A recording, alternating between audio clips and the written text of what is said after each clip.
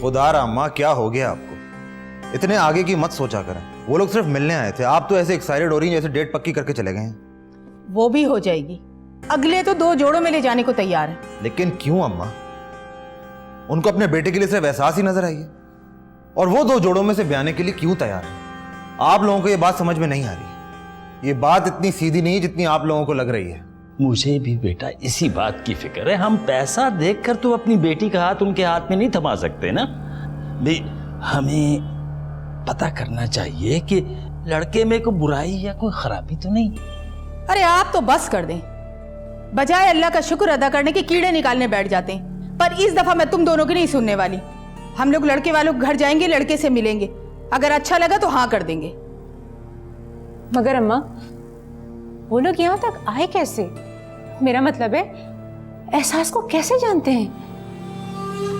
भाई, उनकी भतीजी एहसास के साथ कॉलेज में पढ़ती है। बस उसने एहसास को पसंद कर लिया और उसके कहने पर वो लोग यहाँ आ गए। बल्कि लड़के की माँ ने चुपके चुपके एहसास को देख भी लिया है।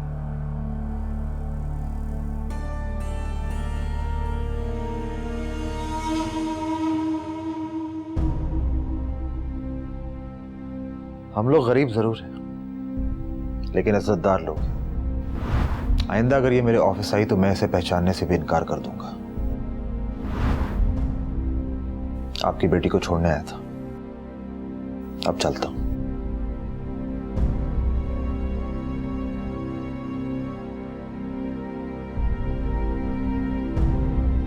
ये सब क्या है?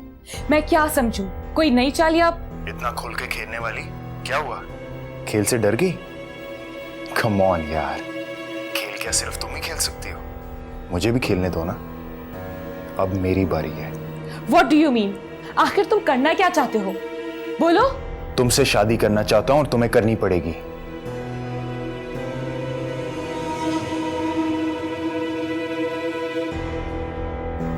पहले तो तुमसे शादी करने का इरादा नहीं था मक्कार लड़की, लेकिन तुम्हें यूं डरते देखकर कसम से मजा आ गया। अब तो मैं तुमसे शादी जरूर करूंगा। तुम एक बार यहां आओ तो सही, फिर तुम्हें बताता हूं कि खेल कैसे खेलते हैं। वैसे तू फिक्र ना कर, सब कुछ ठीक हो जाएगा। ओ भाई, वो चाय बन गई हो तो जल्दी से ले आओ मेहरबानी करके। चाय बनाने को कहा था, कोई पाय चढ़ाने को तो नहीं। हाय हाय, बड़ी सुस्ती की मारी है, कमबख्त मारी। और देखो कैसी चमक छल्लो आ रही है आहिस्ता आहिस्ता। अरे उधर चाय रखेगी, इधर रख।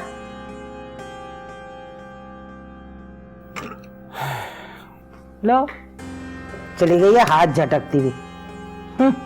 आजकल इसके पैर जमीन पर नहीं टिक रहे। बड़ा सुकून छाया होता है इसकी शक्ल पे, कभी नोट कीजिएगा। कोई ना कोई बात जरूर है। तुम्हारी गलत फहमी है। कल असद का फोन आया था, हम माँ बेटों की बातें सुनकर जल जल कर कबाब हो गई। सुकून इसे कहाँ मिलेगा? ये तो हम माँ बेटों को खुश नहीं देख सकती। है कसम की कसम से आजकल तो बहाने बहाने से अपनी माँ के घर जा रही होती है। पता नहीं वहां पे क्या खिचड़ी पक रही है। बड़ी मिसलियां हैं ये दोनों माँ बेटियां। अरे आपस में बैठकर खुसुर फुसुर करती रहती। तुझे मैंने कहा भी था कि मेरी दूर की नजर खराब है, मुझे चश्मा ला के दे, और तू मुझे चश्मा नहीं ला कर दे रहा। ला दूंगा अम्मा। वैसे भी आपको देखने के लिए नजर के चश्मे की नहीं, दूरबीन की जरूरत है। अरे मैं तो उन माँ बेटियों पे नजर रखना चाहती हूँ।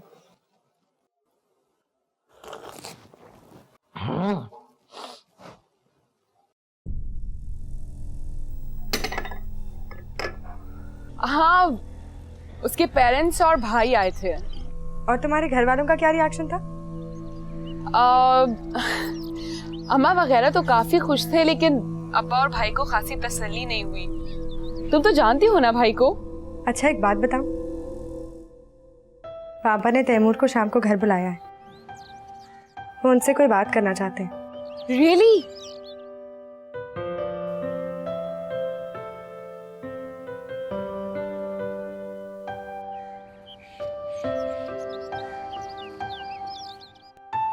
क्या मैं पूछ सकता हूँ कि आप लोगों ने मुझे किस मकसद से यहाँ पर बुलाया है?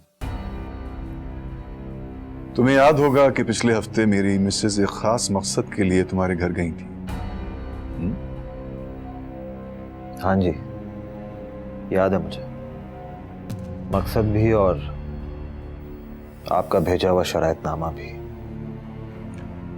और वो शराइतनामा तुमने इनकार के साथ वापस भेज दिया, राइट?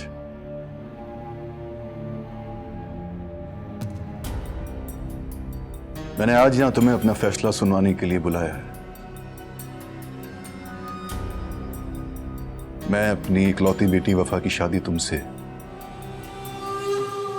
करने पर रजामंद हूं।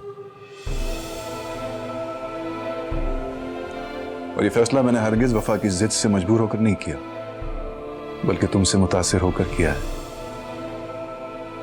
इसलिए कि तुम में वो तमाम खूबियां मौजूद हैं सिवाय दौलत के, जो मैं अपने सन इन लॉ में देखना चाहता हूं। बस अब तुम ये बताओ कि तुम अपने घर वालों को हमारे घर बात पक्की करने के लिए कब भेज रहे हो?